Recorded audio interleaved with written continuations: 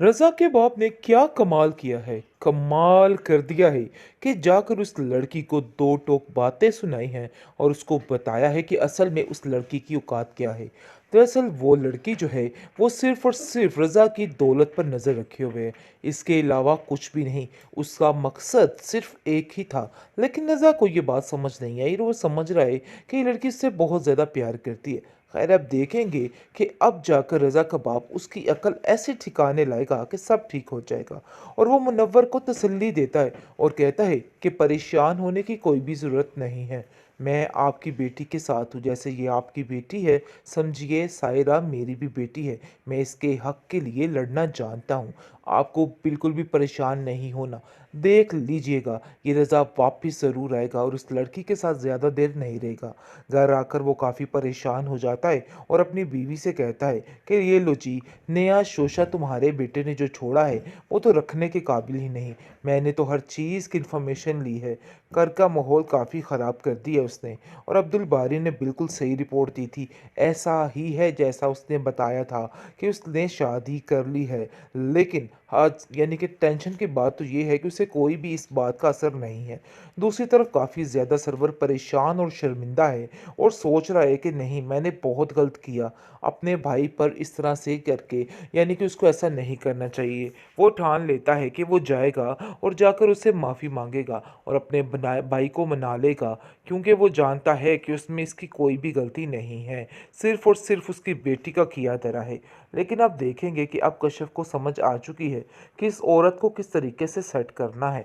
वो उसको कहती है कि शमीम आपा, मैंने आपको बहुत इज़्ज़त दे दी, लेकिन यकीन मानिए आपने कोई किसी किस्म का साथ नहीं दिया, बल्कि उल्टा आपने ज़लील ही किया है और करवाया है। लेकिन अब ऐसा कुछ नहीं होगा। मैं आपकी किसी चीज़ में साथ नहीं दे सकती हूँ। अब आपको अपनी हर चीज़ का खुद ही ख्याल करना होगा। जिस पर शमीम कहती है कि ये मेरे बाप का घर है और मैं बड़े ही दिलेरी के साथ इधर सब कुछ कर सकती हूँ। तुम्हें परेशान होने की कोई ज़रूरत नहीं है और ना ही कुछ सफाइयाँ-तवाइयाँ देने की ज़रूरत है। लेकिन हम देखेंगे कि ज़ुलेखा को बिल्कुल सुकून नहीं है। उसकी दोनों बेटियों की ये हालत देख के काफ़ी परेशान है। मुनव्वर के पास आ जाता है सरवर और कहता है कि मुझे सही बात का इल्म नहीं था, लेकिन यकीन मानो कि मैं आज बहुत ज़्यादा शर्मिंदा हूँ। मुझे पता है इस चीज़ का कि मेरी बेटी ने बहुत गलत किया है और मुझे इस चीज़ का काफ़ी अफ़सोस भी है। क्या तुम सब बातें भूल कर अपने भाई को माफ़ नहीं कर देते? इस पर आप देखेंगे कि मुनव्वर कहता है कि भाई साहब कैसी बातें कर रहे हैं आप ऐसा मत कहिए और मुझसे माफ़ी मत मांगिए। इस पर आप देखेंगे कि साफ साफ कह देता है सरवर, नहीं, मुझे इस चीज़ का यकीन आ चुका है कि गलती सिर्फ मेरी ही है कि मैंने उन दोनों पे यकीन किया। काश मैं इस बात को समझ जाता कि शमीम सिर्फ और सिर्फ रिश्ते तड़वाने की कोशिश कर रही है, इसके अलावा कुछ नहीं। यकीन मानो मुझे बिल्कुल अंदाज़ा नहीं था कि सायरा के साथ ये सब कुछ हुआ है। सायरा मेरी अपनी बेटियों की तरह है और मैं बड़े अच्छे तरीके से जानता हूँ कि बेटी का दुख क्या होता है, इसलिए तुम्हें परेशान होने की कोई भी ज़रूरत नहीं है। मैं तुम्हारा साथ दूंगा और ज़रूर दूंगा। देख लेना, सायरा के हालात बहुत जल्द ठीक हो जाएंगे। तुम इन सारे मसलों में अकेले नहीं, बल्कि मैं ही तुम्हारे साथ हूँ। दूसरी तरफ सायरा अपने पुराने ख्यालात को सोचती है तो काफ़ी परेशान हो जाती है कि आखिर कितनी चालाकी के साथ इन लोगों ने ये सब कुछ किया है, इस मामले को रफा दफा किया है। लेकिन अब वो किसी भी तरह से यकीन नहीं कर सकती, क्योंकि उसका हर एक पर एतबार उठ चुका है और वो जान चुकी है कि कोई भी उसका सगा नहीं और किसी पर भी यकीन करना सरासर बेवकूफ़ी है। रज़ा के बाप ने क्या कमाल किया है, कमाल कर दिया है कि जाकर उस लड़की को दो टोक बातें सुनाई हैं और उसको बताया है कि असल में उस लड़की की औकात क्या है। दरअसल वो लड़की जो है वो सिर्फ और सिर्फ रज़ा की दौलत पर नज़र रखे हुए है, इसके अलावा कुछ भी नहीं। उसका मकसद सिर्फ एक ही था, लेकिन रज़ा को ये बात समझ नहीं आई और वो समझ रहा है कि ये लड़की उससे बहुत ज़्यादा प्यार करती है। खैर अब देखेंगे कि अब जाकर रज़ा का बाप उसकी अकल ऐसे ठिकाने लाएगा कि सब ठीक हो जाएगा। और वो मुनव्वर को तसल्ली देता है और कहता है कि परेशान होने की कोई भी ज़रूरत नहीं है। मैं आपकी बेटी के साथ हूँ, जैसे ये आपकी बेटी है, समझिए सायरा मेरी भी बेटी है। मैं इसके हक़ के लिए लड़ना जानता हूँ। आपको बिल्कुल भी परेशान नहीं होना। देख लीजिएगा, ये रज़ा वापिस ज़रूर आएगा और उस लड़की के साथ ज़्यादा देर नहीं रहेगा। घर आकर वो काफ़ी परेशान हो जाता है और अपनी बीवी से कहता है कि ये लो जी, नया शोशा तुम्हारे बेटे ने जो छोड़ा है, वो तो रखने के काबिल ही नहीं। मैंने तो हर चीज़ की इन्फॉर्मेशन ली है। घर का माहौल काफ़ी ख़राब कर दिया उसने और अब्दुल बारी ने बिल्कुल सही रिपोर्ट दी थी। ऐसा ही है जैसा उसने बताया था कि उसने शादी कर ली है। लेकिन आज यानी कि टेंशन की बात तो ये है कि उसे कोई भी इस बात का असर नहीं है।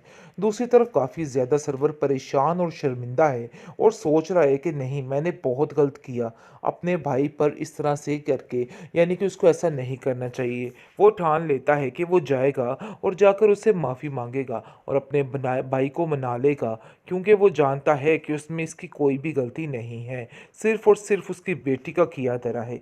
लेकिन आप देखेंगे कि अब कशिफ को समझ आ चुकी है कि इस औरत को किस तरीके से सेट करना है।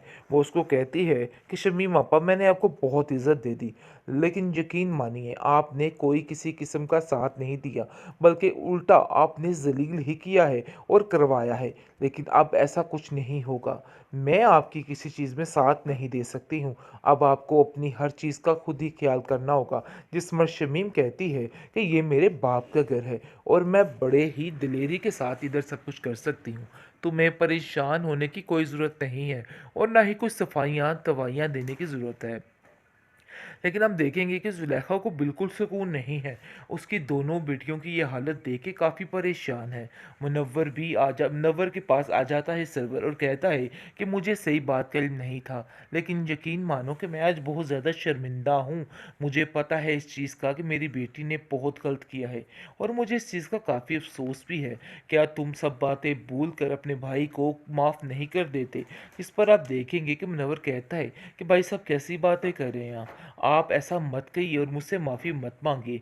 इस पर आप देखेंगे कि साफ साफ कह देता है सरवर, नहीं, मुझे इस चीज़ का यकीन आ चुका है कि गलती सिर्फ मेरी ही है कि मैंने उन दोनों पे यकीन किया। काश मैं इस बात को समझ जाता कि शमीम सिर्फ और सिर्फ रिश्ते तड़वाने की कोशिश कर रही है, इसके अलावा कुछ नहीं।